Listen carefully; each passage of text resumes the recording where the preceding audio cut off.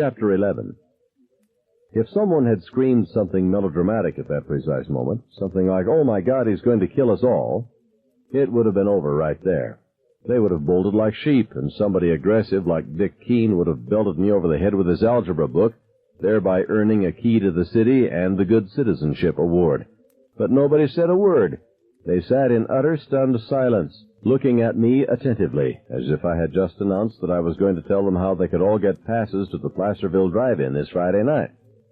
I shut the classroom door, crossed the room, and sat behind the big desk. My legs weren't so good. I was almost to the point of sit down or fall down. I had to push Mrs. Underwood's feet out of the way to get my own feet into the knee hole. I put the pistol down on her green blotter, shut her algebra book, and put it with the others that were stacked neatly on the desk's corner. That was when Irma Bates broke the silence with a high, gobbling scream that sounded like a young tom turkey getting its neck wrung on the day before Thanksgiving. But it was too late. Everyone had taken that endless moment to consider the facts of life and death. Nobody picked up on her scream, and she stopped, as if ashamed at screaming while school was in session, no matter how great the provocation. Somebody cleared his throat. Somebody in the back of the room said, "Hum," in a mildly judicial tone. And John Pigpen Dano slithered quietly out of his seat and slumped to the floor in a dead faint. They looked up at me from the trough of shock. "This," I said pleasantly, "is known as getting it on." Footsteps pounded down the hall, and somebody asked somebody else if something had exploded in the chemistry lab. While somebody else was saying he didn't know, the fire alarm went off stridently. Half the kids in the class started to get up automatically. "That's all right," I said. "It's just my locker, on fire. I set it on fire, that is. Sit down." The ones that had started to get up sat down obediently. I looked for Sandra Cross. She was in the third row, fourth seat, and she did not seem afraid. She looked like what she was, an intensely exciting, good girl. Lines of students were filing out onto the grass. I could see them through the windows. The squirrel was gone, though. Squirrels make lousy, innocent bystanders. The door was snatched open, and I picked up the gun. Mr. Vance poked his head in. "Fire alarm," he said. "Everybody, where's Mrs. Underwood?" "Get out," I said. He stared at me. He was a very porky man, and his hair was neatly crew-cut. It looked as if some landscape artist had trimmed it carefully with hedge clippers. "What? What did you say?" "Out." I shot at him and missed. The bullet whined off the upper edge of the door, chipping wood splinters. "Jesus," somebody in the front row said mildly. Mr. Vance didn't know what was happening. I don't think any of them did.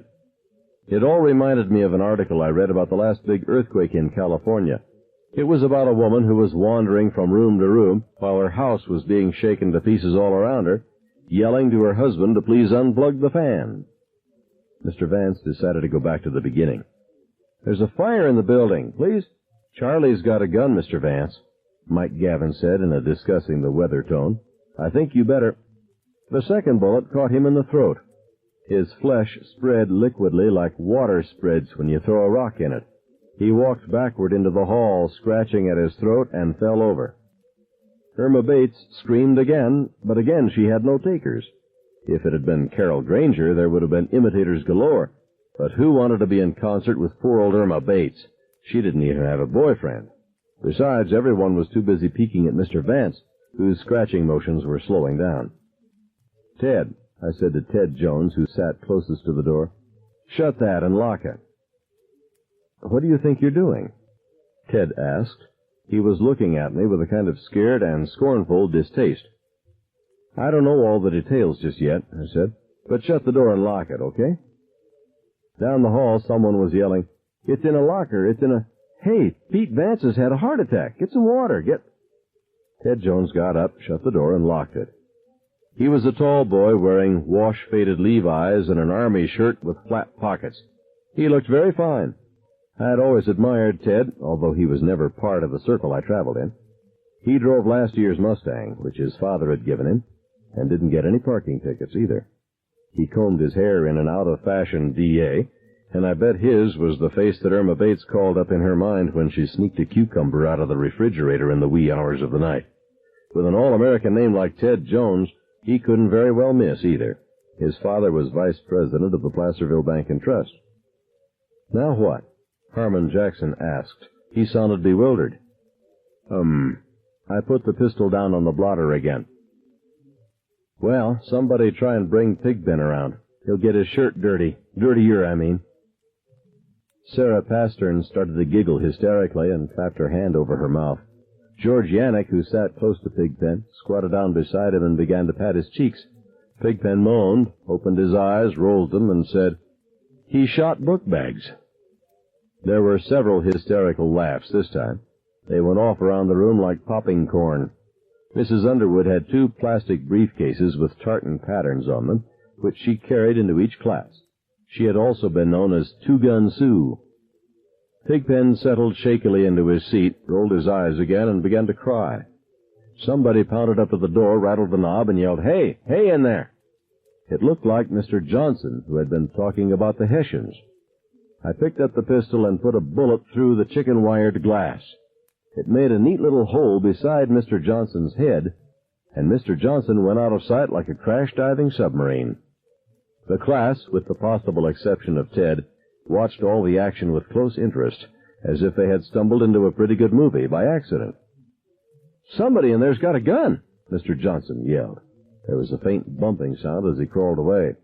The fire alarm buzzed hoarsely on and on. "Now what?" Harmon Jackson asked again. He was a small boy, usually with a big cockeyed grin on his face, but now he looked helpless, all at sea. I couldn't think of an answer to that, so I let it pass. Outside, kids were milling restlessly around on the lawn, talking and pointing at room 16, as the grapevine passed the word among them. After a little bit, some teachers, the men teachers, began shooing them back toward the gymnasium into the building. In town, the fire whistle on the municipal building began to scream, rising and falling in hysterical cycles. "It's like the end of the world," Sandra Cross said softly. I had no answer for that either.